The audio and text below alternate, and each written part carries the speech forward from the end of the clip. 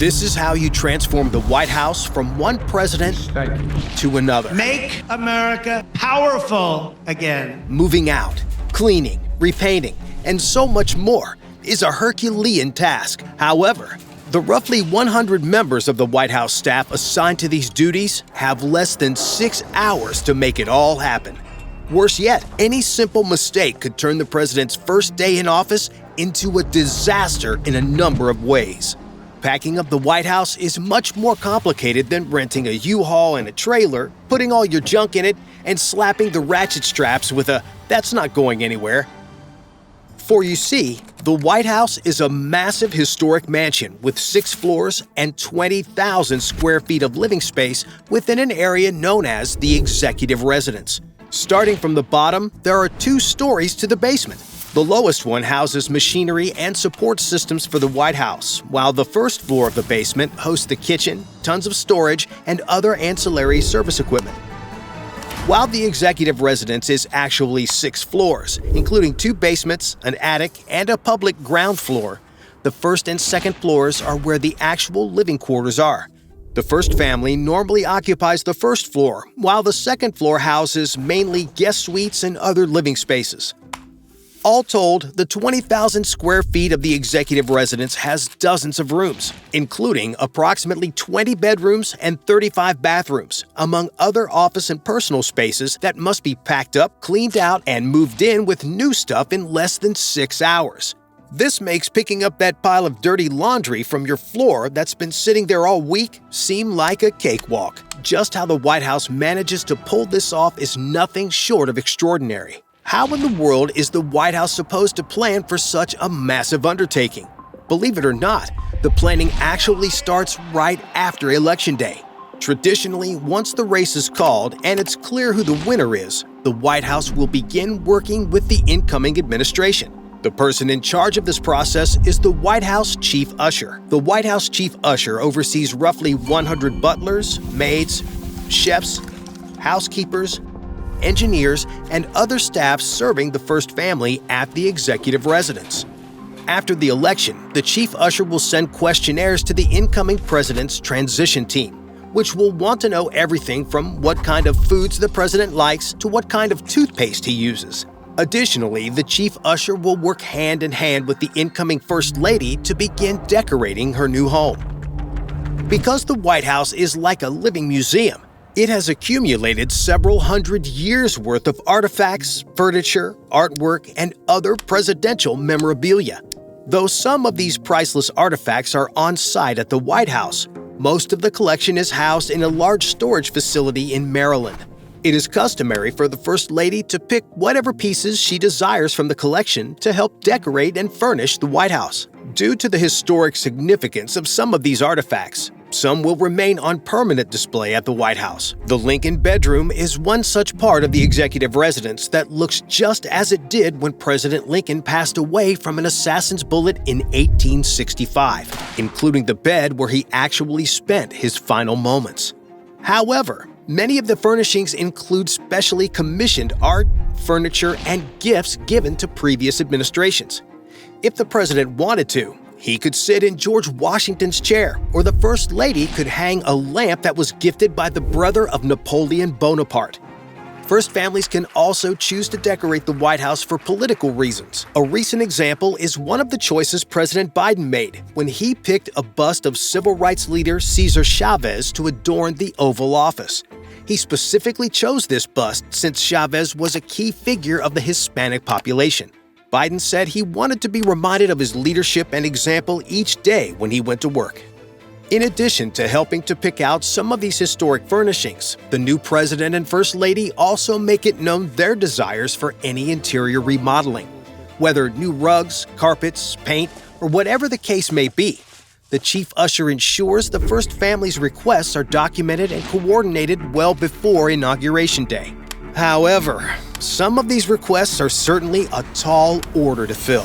For example, after President Truman took office, he directed the staff to construct a balcony on the south portico of the White House that has since become a symbolic fixture of the building.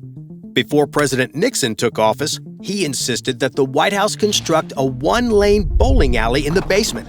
However, Nixon was not the only one who wanted to bring his personal touches. Because of President Teddy Roosevelt's love of the outdoors and hunting, he insisted that he be allowed to display his collection of taxidermied animals. While many raised their eyebrows, they couldn't tell the president no, and during his administration, the White House was transformed into a sort of museum of curiosities. Of course, these are just a few examples of some of the major changes that a president and first lady have made. But there are limitations on what can be approved. When Hillary Clinton wanted to decorate the White House with more contemporary, modern art, she faced a massive backlash from the White House Historical Association, and she backed down. When President Reagan requested an outdoor pool be built on the South Lawn, the Secret Service turned him down because of the security implications.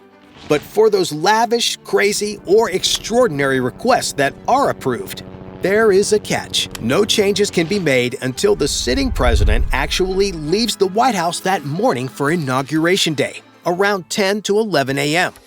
This means that despite the several months of preparation and planning, the team only has about 5 to 6 hours to pull everything off once the exiting first family leaves for the swearing-in of the new president. On Inauguration Day, the White House staff rise as early as 4 in the morning to get a head start on any of the massive remodeling projects mentioned previously that are going to take more than just a few hours to complete. The White House usher will also ensure people are assigned to other projects that may take longer to accomplish, like repainting rooms or changing out flooring. However, most of the staff will rise at their normal time so they can prepare for a White House tradition on a president's last day in office. As part of this tradition, all of the White House staff gather with the President and First Lady to formally say goodbye. As the President and First Lady make their rounds, they often exchange words of encouragement or short stories of their fond memories with the staff as they have become a part of their larger family. At the end of the ceremony, the chief usher will present a gift to the President handcrafted in the White House's woodwork shop. The gift consists of 2 American flags in handmade cases. These flags were flown on his first full day and last full day in office. At the conclusion of this ceremony, the first family then leaves for the inauguration. And as they do, an army of staff begins packing up everything inside. Because of security concerns, outside movers aren't allowed inside the White House. This is a real problem, considering that massive pieces of furniture weighing hundreds of pounds, large mattresses, and ornate decorations, along with all the family's personal belongings, need to be packed up and moved. Any wrong move during this part could damage priceless artifacts that are literally irreplaceable. But to get around the security concerns so these items don't go missing, the entire staff comprises the army of movers needed to pack up, haul down, and load the trucks on the south lawn of the White House. These trucks, with one being empty and one being full of the new first family's belongings, are among the few outside vendors allowed during this process. Although there are some very interesting knickknacks and artifacts families can use to decorate the home, these must all be turned back over to special antique movers since they are property of the U.S. government. However, the staff cannot willy-nilly throw these things into boxes. So while other people are moving giant mattresses and furniture, there are staff members huddled in the corner feverishly packaging an 18th century lamp to make sure it doesn't break. Additionally, any gifts a president receives also have to be turned over to the National Archives. So if Trump's son gets gifted a PS5 while in office, that gaming system will become a historical artifact unless President Trump elects to pay the government the item's fair market value. But getting back to the stuff in the executive residence, as the staff is boxing up personal items and moving furniture, a dedicated cleaning crew comes in to make the place spotless. And if there's any damage, like Donald Trump spilling one of his daily 12 Diet Cokes on the carpet, the team will simply rip out the carpet and put in a fresh one.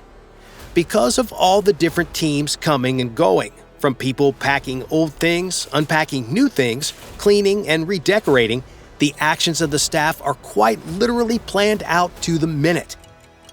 And as the clock continues to run out, the staff are on a strict timetable to ensure the rest of the Inauguration Day's activities go off without a hitch. The last thing they want is for the first family to be awkwardly waiting on the front porch to be let in as the staff are still putting everything together. But as all of this is happening, Another aspect of the White House makeover that goes down at the inauguration could, if done incorrectly, end America as we know it. Whenever you see the president traveling out and about, you often see a sharply dressed military officer close behind, holding a big black briefcase. And I know you're all wondering what all is in it. And no, it's not a meme generation machine Trump uses for his best buddy Elon. Instead, it's actually the key to America's nuclear arsenal.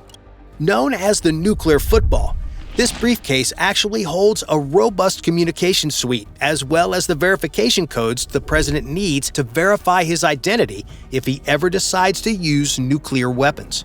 Because a potential nuclear attack could come at any time, the nuclear football goes anywhere the president goes, including on Inauguration Day.